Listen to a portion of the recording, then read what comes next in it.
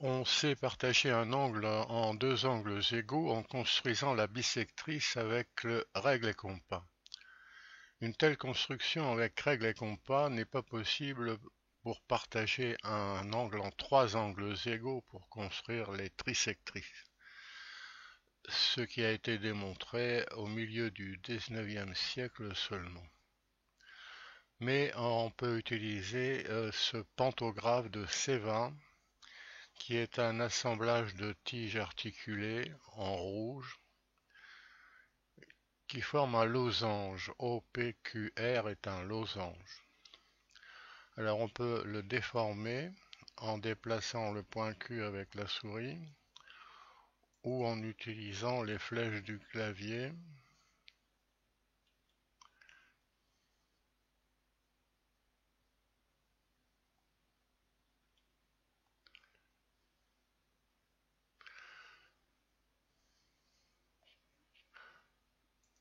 Une démonstration.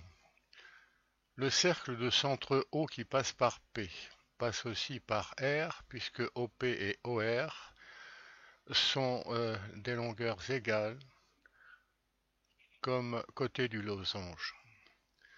La droite QP recoupe le cercle en A, la droite QR recoupe le cercle en B.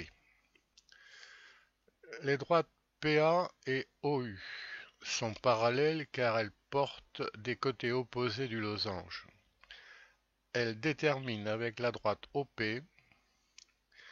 des angles correspondants égaux. UO,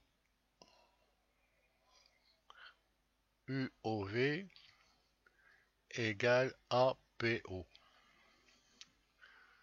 D'autre part, OA égale OP comme rayon du cercle, donc le triangle OAP est isocèle. OAP est isocèle et les angles à la base sont égaux.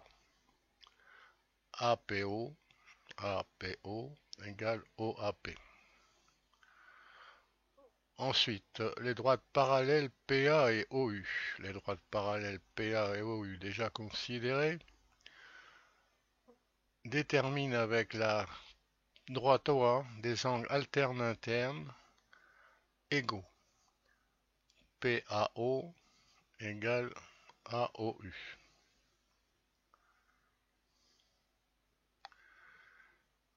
Des égalités précédentes, on déduit que UOV égale AOU. UOV égale AOU. Alors, ce qu'on a fait du côté de A, on peut le faire du côté de B. On démontrerait de même que UOV égale BOV. On rassemble tout ça et on voit qu'on a bien partagé l'angle AOB en trois angles égaux. La trisection est réalisée. Bon, cette vidéo est faite à partir d'un programme interactif en Flash qui est accessible par le lien qui est sous cette vidéo. D'autre part, on trouvera sur la chaîne YouTube un lien vers une vidéo de présentation du théorème de Morley qui indique une propriété remarquable des trisectrices d'un triangle.